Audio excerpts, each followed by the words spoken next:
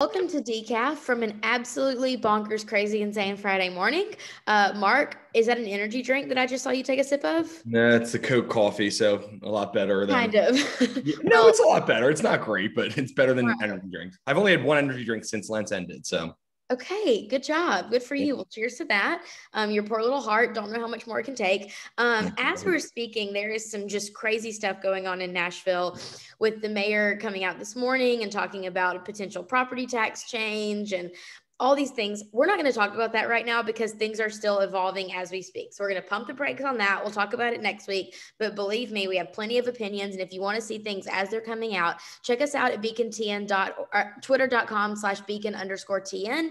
We are tweeting out all of our opinions and hot takes on that. And you can follow along with us because we're going to keep you updated. In the meantime, something that has come out this week that is more of a solid-ish deal is that Oracle is coming to Nashville. And when I saw on Mayor Cooper's Instagram the other day that he was making the announcement that Oracle is coming to Nashville and that there would be no investment on taxpayers' behalf toward Oracle, so no corporate welfare on the local level, it was really exciting. But Mark, I know there are some things swirling around there about the deal. What do we know so far? Well, so first of all, I guess it depends on how you define corporate welfare. There's not no corporate welfare. It's just a lot less and a lot better deal than normal. So what happened is they're basically, I think, $175 million going towards infrastructure, which we all benefit from. That's kind of the point. And some of the property taxes from Oracle are going to be basically going to that.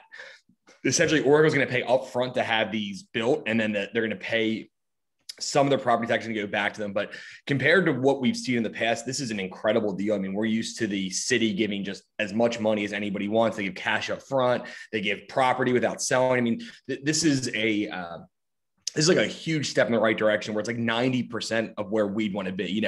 I think we'd still prefer no government incentive at all, but this is so much better. And you have to, I mean, this is a real step in the right direction.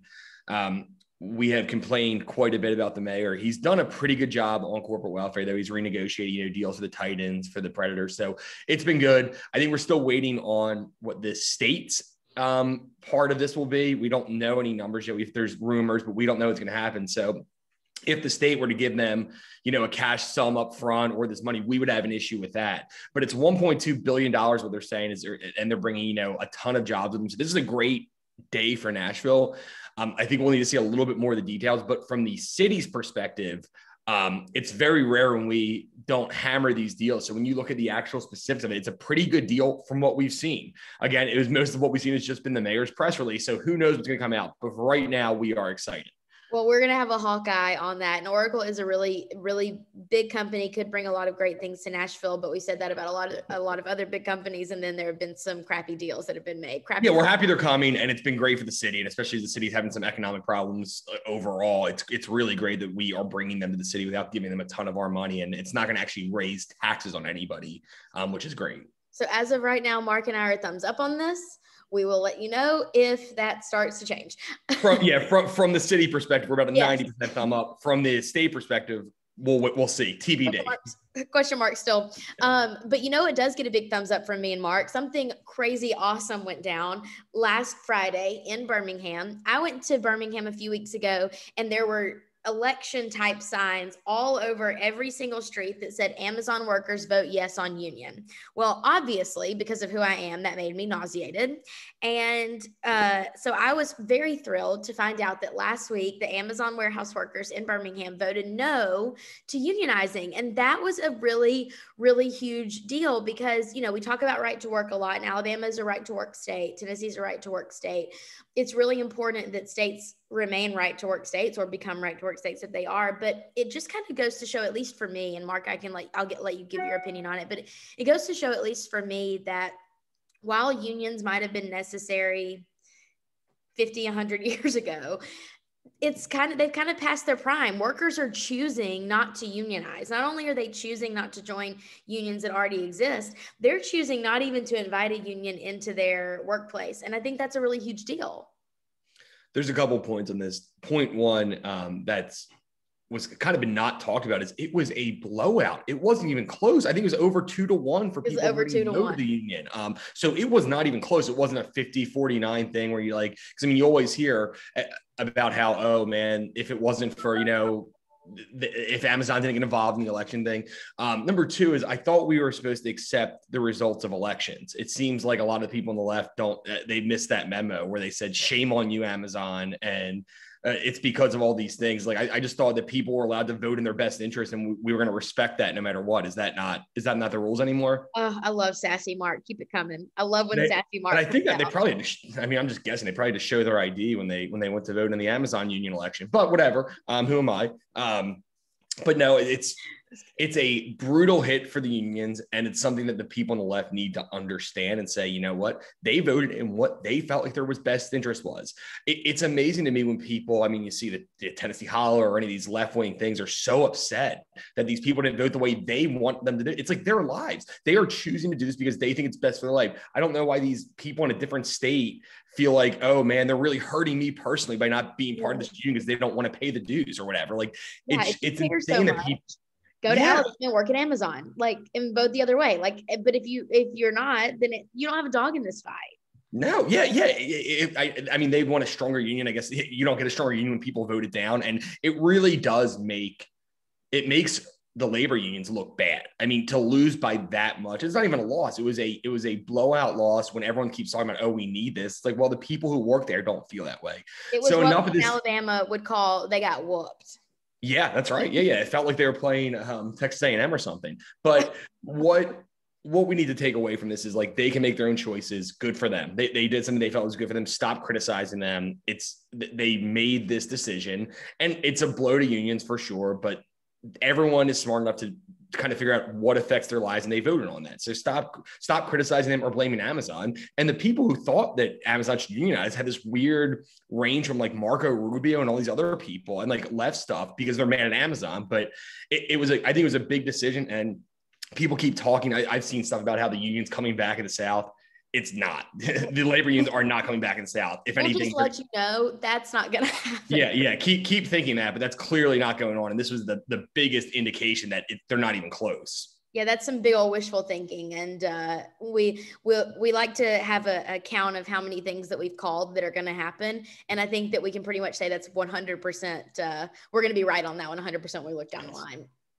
Something that I was not right on that I called, Mark got really mad at me on Sunday. I woke up from a nap, my mid Masters tournament nap from holes like 7 to 13 with, for like 10 texts from Mark. He was furious because I had really been rooting for Justin Thomas. I'd really been amping him. I will always do that every day till the day that I die. I was amping Justin Thomas, and boy, he choked, and that was really unfortunate. It was really sad. I'm not. So the reason I got mad at you, let's talk about that. I'm not gonna get mad at you for being wrong. I got mad at you because I had a bet that I needed 20 people to be under par, and on the 18th hole, and there was 21 at the time, and on the 18th hole, Justin Thomas bogeyed to go from -1 to even. So he almost lost me a bunch of money.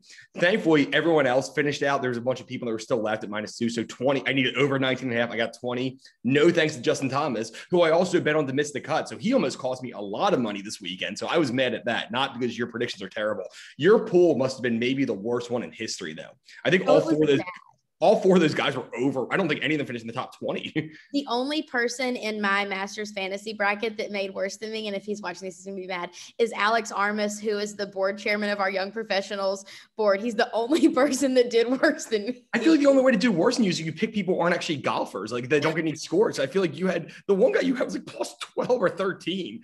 I can't believe anybody did worse than you. I would love to see who he picked. It was so bad. Yeah. Did he pick only guys over 60?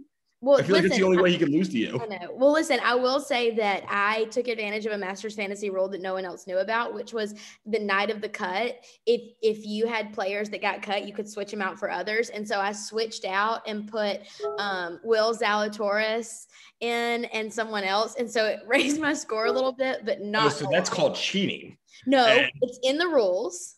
But if nobody else knows about it and you set it up, then it's cheating. Also, you still came in second to last and you can replace guys.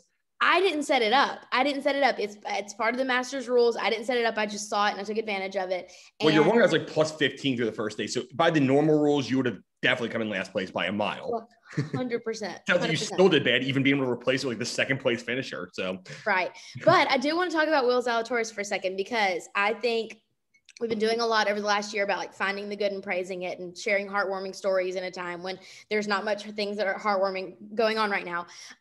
But Will Zalatoris did an interview where he talked about how he used to play juniors with Jordan Spieth all the time, and he could just never make it. He could never break through and get up to the next level. And then all of a sudden he just was, and it wasn't really an all of a sudden thing. It looks to us like it was all of a sudden, but he said that every single time that he saw Jordan go out and win a major or do really well, he would go out and hit golf balls and use that competition to motivate him. And so we joke around that like, oh, we love capitalism, we love competition, we love a horse race. It provides for better outcomes for everyone, but it really did in his case. And so I think that Will Zalatoris is going to be one of my new favorite golfers, just because he really is. It just goes to show he's got a good heart. He's a good, hardworking kid.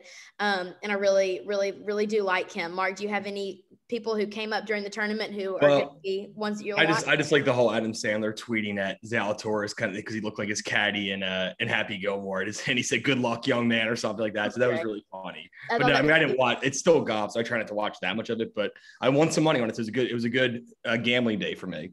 Well, I will be watching the rest of the tour going on. I think it's super fun. The last thing I wanted to talk about is, have you ever watched a movie and it's probably an older movie if I had to guess, and you hear a line and it's a line that maybe you've said for so long because you've heard people say it and you had no idea where it came from? That happened to me the other night. My mom and I went to see Casablanca. I'd never seen Casablanca before. And over and over and over, these lines were coming up of like, "Here's looking at you, kid," which I knew was from Casablanca. But at the very end where he says to the Nazi guy who he had been fighting with the whole time, "This looks like the beginning of a beautiful friendship. Of all the gin joints and all the world, she had to walk into this one." All these famous quotes that I just had absolutely no idea they came from Casablanca. Mark, have you ever had anything happen like that?